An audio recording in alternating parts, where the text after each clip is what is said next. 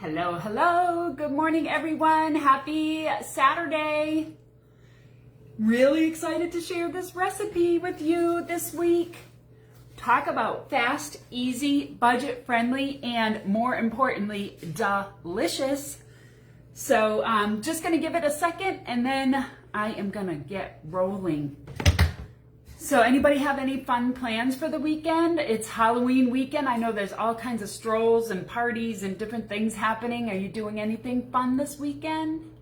If you are, put it in the comments. I love to hear it.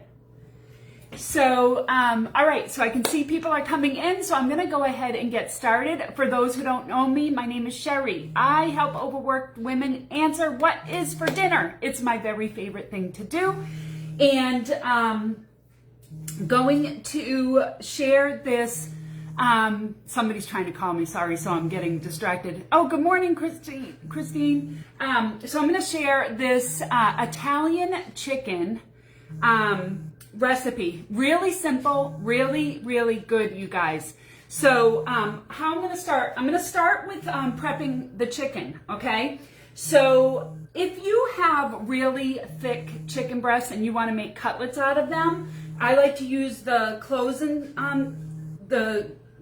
cut, and you just need an 8-inch knife with that. You just close it and you slice it. I was gonna do that, and then I decided my tomatoes are gonna need a little more time to roast, so I did not want to have the chicken too thin.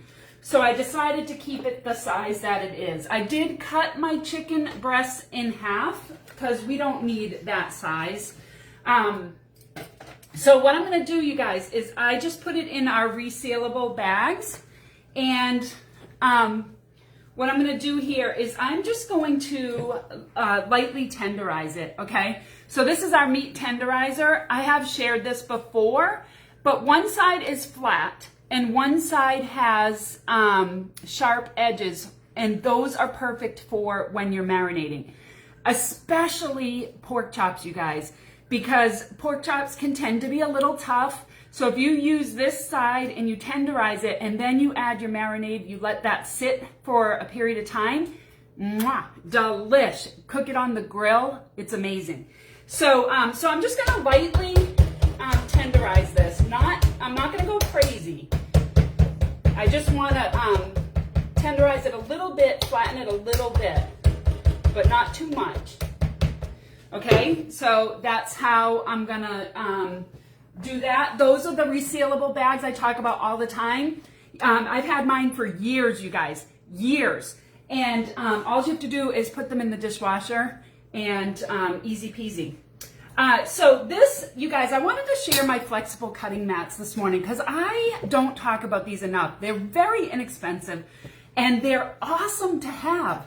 So one, the orange I use just for meat, okay? So I never want to get my meats and my veggies like, you know, contaminated. So if I was going to slice up my chicken, I would do it right on here. And the reason I use orange for that, I know danger, right? If there's bacteria in there, because I used meat, it's not as easy of a clean as when you do vegetables, right? And then I use my green for vegetables so that I just keep them separated.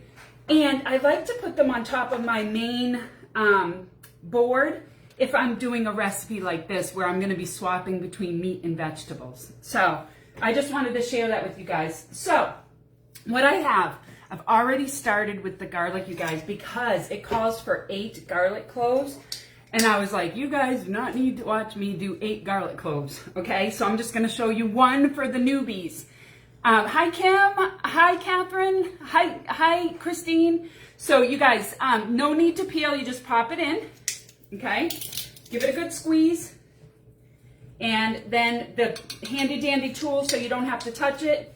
You can just take your peel out, and then it lives right here. So you guys don't have to worry about losing it.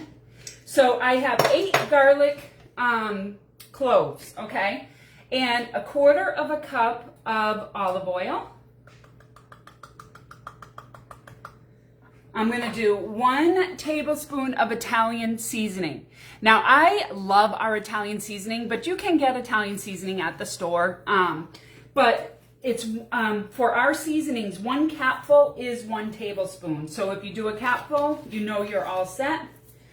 And then I'm gonna do roughly 3 tablespoons of lemon juice. And I'm not really going to measure this. I'm just gonna kind of pay attention to what I feel like is 3. Looks great. Yeah. So then I'm just gonna mix this up in here. And this is gonna be the base that the chicken and the tomatoes are going to cook in. Okay, so let me just show you guys. Oh, it smells so good. So our Italian seasoning has so much greatness in it. It's really all you need. And I am gonna add some salt though. You want about a half a teaspoon of salt. So let me just mix that in. And then what I'm gonna do, you guys, I'm just gonna put my chicken over the top here of our seasoning.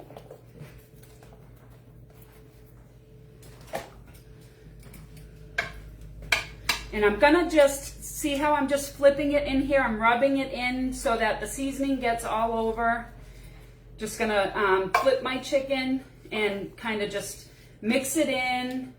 And you guys, there'll be some more, there'll be chicken juice coming from the chicken as it bakes.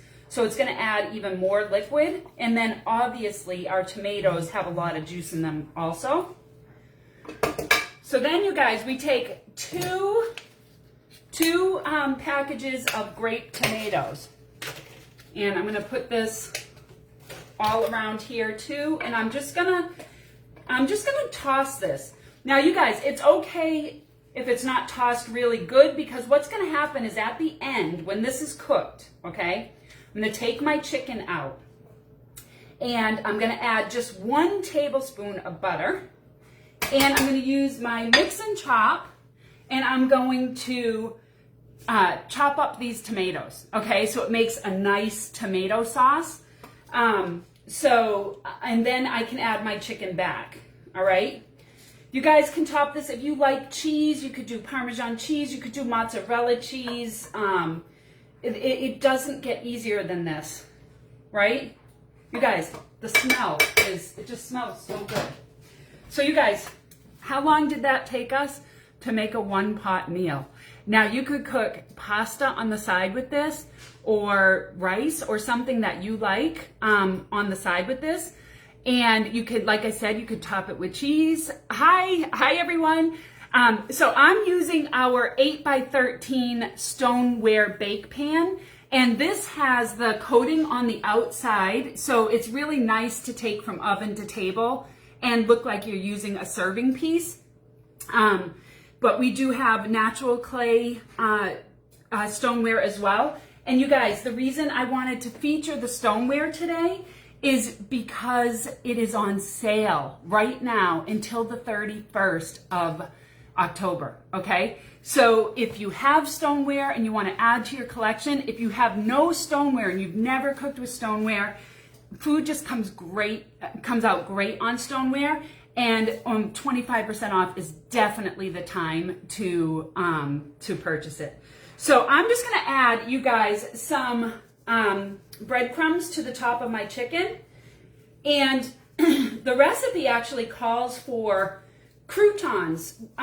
You can take croutons and you can just crumble them, you could actually use your meat tenderizer in a bag, or you can use a food processor.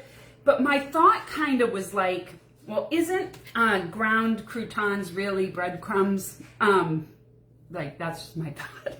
So these are Italian breadcrumbs. So I just put them on there, and yeah. You guys, so this is gonna go in the oven that is preheated to 375 right now, preheated to 375. Based on the size of your chicken, how much chicken you have will depend on the amount of time, okay? So I would say a minimum of 25 minutes up to 35 minutes depending on the size. And if you do not have a meat thermometer in your kitchen, that is so important for making sure that you always have meat that is done correctly. And the way, and I talk about this a lot, but the way my son taught me, he's a chef. He said, you want to take your chicken out of the oven around 158, maybe 160 at best. Let it rest. It will come up to 165 on its own and you won't overcook your chicken breast again. Okay? Super important to know. You guys, for those of you who are in the drawing for my $200 box giveaway, I'm doing that on November 1st. Yay, I can't wait. And if you have any questions for me, if you want the recipe, please let me know in the comments, and make sure you make a comment in here so I know that you're here. So you go into the drawing today. Guess what it's for? One of my very favorite new products, our pivoting peeler that I keep talking about. You can have it your way. So like for potatoes, you might want a wider peel, or you can have it straight up and down for things like carrots.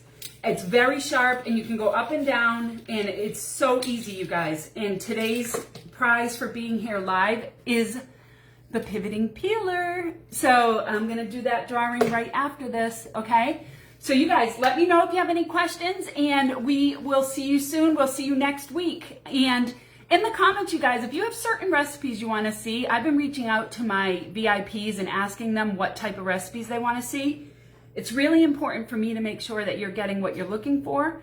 So reach out to me anytime and say, hey, I'd love to see, you know, one-pot meals. That's what I'm getting a lot. That's why I'm focusing on a lot of one-pot meals. But, you know, soups or slow cookers or whatever, just let me know and I'll be sure to focus on what you guys are looking for, okay? Be sure to like and follow my page and invite your friends. It's really helpful. All right, bye guys. I hope you have a magical Saturday. Bye.